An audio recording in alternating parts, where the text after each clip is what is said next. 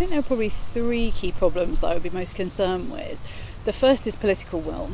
There is a real lack of political will to implement R2P. So those states that say they support R2P don't seem willing to implement it when it's times when it's difficult, and other states that have signed up don't seem willing to let those who do support it implement it. So we've got a lot of people talking about R2P as being a good thing, and yet when we need the R2P principles to be operationalised, there are far too few states who are willing to act.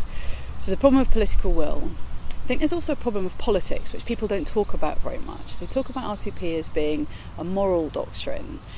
And of course these are ethical principles, but every time you intervene, and every time you even intervene to try and prevent atrocities, you're taking sides in some way. You're making some judgment over who's likely to commit an atrocity, who's likely to be the victim.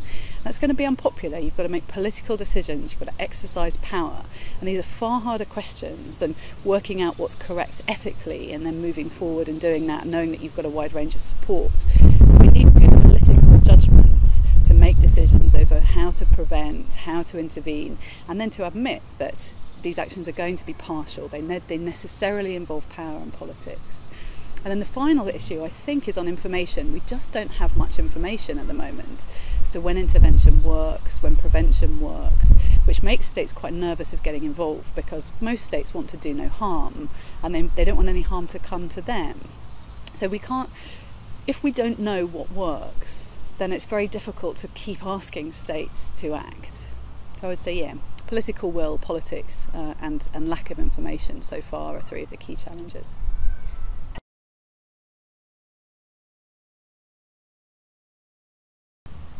I'm not clear how much more political will can be mobilised. I'm worried that at the moment we're reaching a turning point, and particularly over Syria, where the rhetoric of R2P is starting to become too far detached from the reality of R2P for them to be brought back together. I hope I'm wrong, I really hope I'm wrong. There's a lot of states who now seem to think that talking in terms of R2P is doing something, and it isn't. There are good arguments to be made that when you're establishing a norm, you want people to be talking about it because that will affect practice.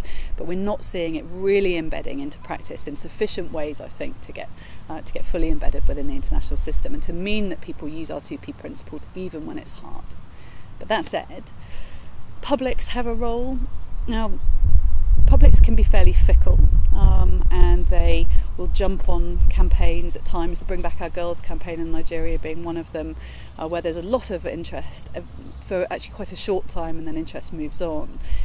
It would be great if publics could generate sufficient political will, could mobilise around issues that then force their politicians to act.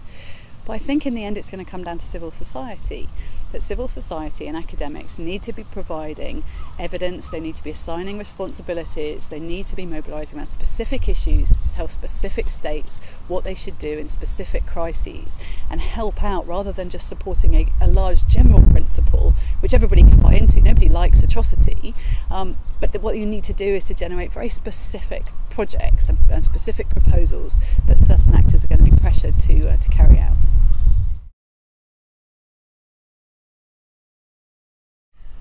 Well, there's quite a lot of talk that the ICC, the International Criminal Court, should be a tool of R2P, and that's quite a concern. I can see why people would want it to be a tool of R2P. That's the ICC and R2P are developed together with much of the same sets of ethical principles behind them, and the ICC could possibly help to prevent atrocity as well as to prosecute atrocity by deterring people from committing atrocity in the future. However, the only way that you could really bring the ICC in as a tool of R2P is to put the Security Council more in control of it, to use the Security Council to refer situations to the ICC more frequently. When it does that, it refers situations in countries that haven't signed up to the Rome Statute, so it exercises its political power to do that. It's very unpopular among a lot of states who did want the ICC to be a court which respected state sovereignty and respected decisions that states made to sign up to this statute. But also it means that the court will be much less likely to pursue powerful members of the Security Council and look at their acts in places like Iraq and the CIA drone program in Pakistan, which are both cases which the court may be opening preliminary examinations into. So I'm dubious that it's a good idea to bring the ICC closer to R2P via the Security Council and by Security Council referrals. What I think ICC should be doing is spending a lot more work on what's called positive complementarity, which is attempting to help build within the states that are vulnerable strong judicial and security institutions and infrastructure, which mean that they can prosecute atrocity crimes rather than those crimes ending up being prosecuted in The Hague. So the positive complementarity agenda is, I think, where the ICC should be focused, rather than focused on trying to get a jurisdiction over live conflict, where it's pretty much destined to fail. The actions the court takes in live conflict are pretty much are very unlikely to ever be popular or to lead to the end of conflict. And we have no evidence that suggests that prosecutions do deter future atrocity.